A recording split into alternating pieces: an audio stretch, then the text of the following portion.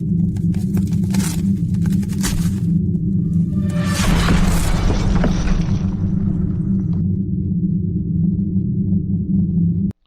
Shang-Chi is not the failure that everyone, even Disney, thought that it was going to be. What a surprise.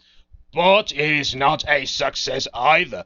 Don't yell victory yet. Do not call it a triumph yet, because it is far from being one of the most successful Marvel movies out there. It is far from being one of the biggest, greatest openings out there for the MCU. Quite the contrary, it is the third worst opening. It has the third worst opening weekend in all of the MCU. Movies like The Incredible Hulk back in 2008 hold that title. And let me tell you something. I believe that this movie, The Incredible Hulk, was rather really good. I think that it's even better than what we are having right now. What we are being given in the MCU is not really compared to what we had in the early days when we had things like Iron Man, The Incredible Hulk. Also, we had Captain America, the First Avenger, and we had, of course, the 2012 main event, The Avengers. Those were great movies, those were incredible films, and there is nothing about them anymore out there. It's just a shadow of their former selves in the MCU, what we really have right now. Shang-Chi is in the bottom of the barrel in that respect, and because of that, I don't really think that there is any cause for celebration from the MCU stands that are trying to spin this as, oh, the greatest opening. It's just a triumph, like the media said. It is the most incredible, the best, the most wonderful movie that we have ever seen. None of that is true.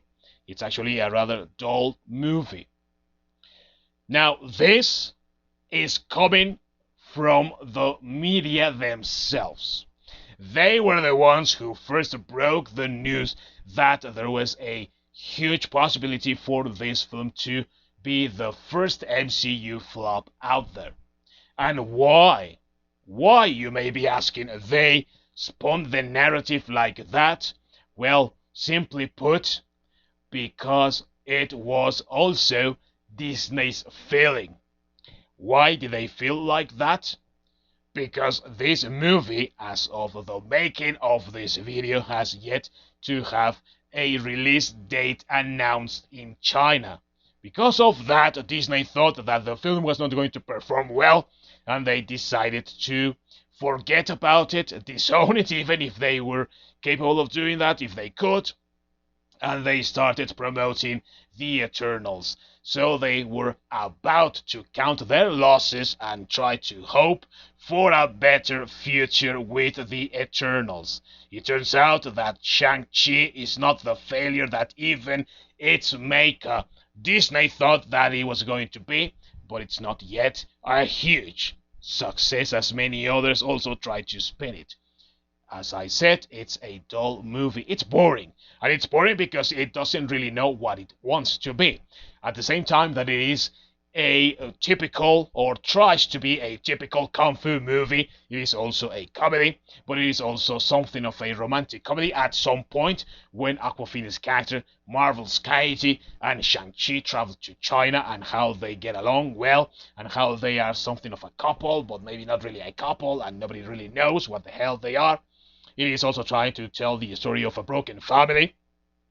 It is trying to tell the story of an evil crime lord that has not only great power in the real physical world, but also has access to certain powerful objects to contain certain specific power that we can even call supernatural, that holds the portal to another dimension, and so on and so forth. Because it doesn't know what it wants to be, because it doesn't know what it wants to do with the characters, it becomes a convoluted mess. It is trying, once again, to sideline the characters that are all male inside the film, to praise and elevate those female characters more than anything else. We have it with Shang-Chi's mother Li. We also have it with Shang-Chi's mother's sister, who is Michelle Yeoh, and we also have it with Shang-Chi's sister, who happens to have this also criminal activity going on in something of a fight club of sorts that mysteriously enough takes place inside an unfinished penthouse building or something like that.